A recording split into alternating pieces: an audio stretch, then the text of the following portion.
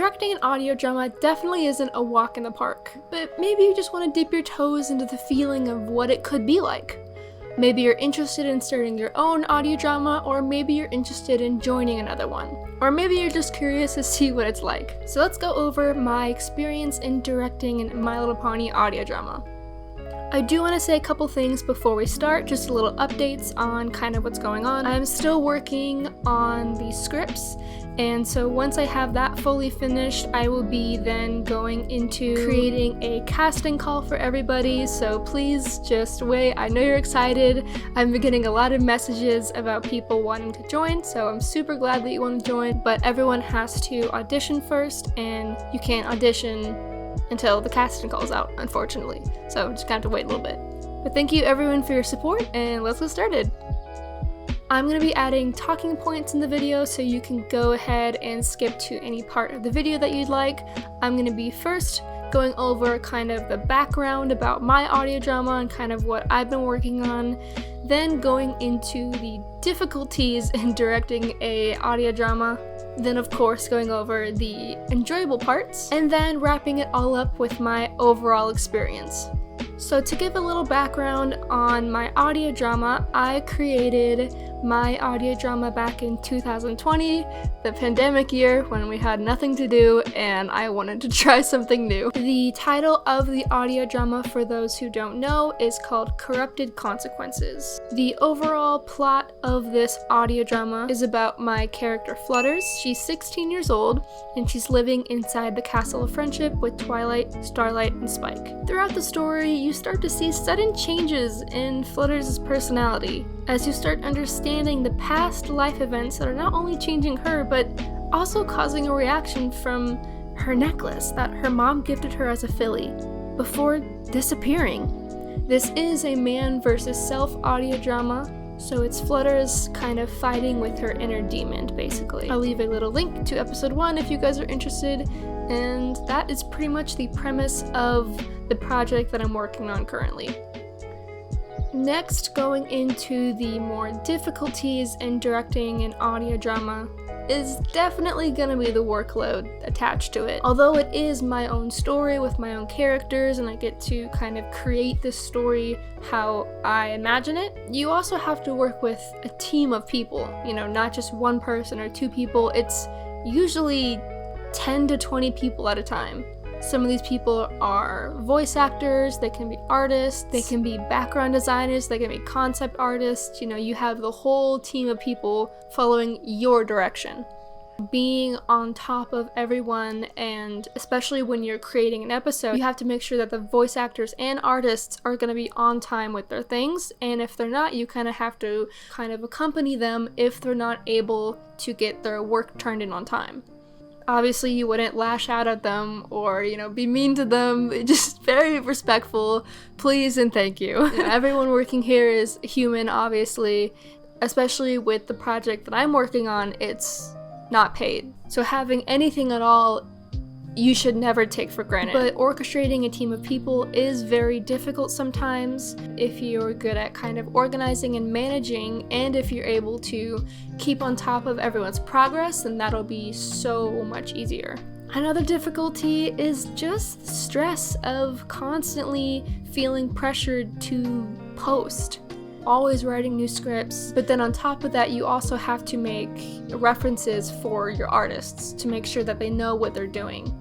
And then also keeping on top of voice actors so that they can sound kind of how you imagine it to be. And on top of that, you also have an audience. You know, you have people who enjoy your audio drama, which is incredible in the fact that, you know, you have anyone at all liking what you're creating. That gets stressful when they're always asking for more episodes and more teasers, and they just want more of it. Although that is fantastic, you always feel pressured to fulfill those needs and give them kind of what they want.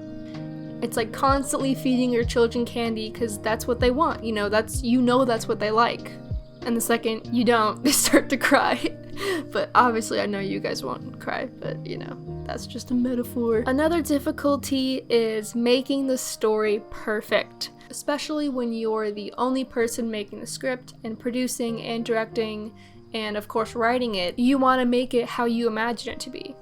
Even if you have a writer helping you on board, you still want the script to be perfect. You want it to make sense, you want it to flow perfectly, and you want it to be enjoyable to your audience. You want to add funny scenes, dramatic scenes, and really depressing scenes, but it has to flow perfectly, and for that to happen, it takes time. So even though I've been working on the episode 4 script for like ever, it's not finished yet because I want it to be perfect and I want it to make the most sense to me and the audience. At the end of the day, I could make a script in a day, but where would that take me? That'd take me nowhere. So just always changing the script, always making little adjustments to it, making sure it's perfect, is always very difficult when writing and directing an audio drama. Next is the more enjoyable parts of directing your own audio drama, so let's get into that. Collaborating is a huge thing. It has honestly been so fun and stressful and just beautiful at the same time. Being able to collaborate as a team is one of the most incredible things ever. It's so much fun, and you always get new ideas from your team. And, when you finish an episode, it wasn't just you who made the script or edited the video, it was a whole team that made it possible to even be published. I can't lie and say that collaborating is always easy and it's always super fun. It can be stressful at times, when people are kind of struggling to get their work out. At the end of the day, you're still working with a lot of these people, and they love your project almost as much as you do. They want to see the episodes come out. They want to hear their voice in the episode, or they want to see their art in the episode. And it's just so special to watch the whole episode and see all of these people working on one single episode. So I think that's definitely something very special and enjoyable about directing your own audio drama. Another super fun part is just always thinking of new ideas and new plots to add in the scripts. Like, I'll be at the grocery store, or I'll be in the car most of the times, or I'll be in the shower and I'll be like, oh, I just got this amazing idea that I got literally out of nowhere, could not even tell you where it came from. And so I just put it down in a little Google document, and then I'll just use it for later.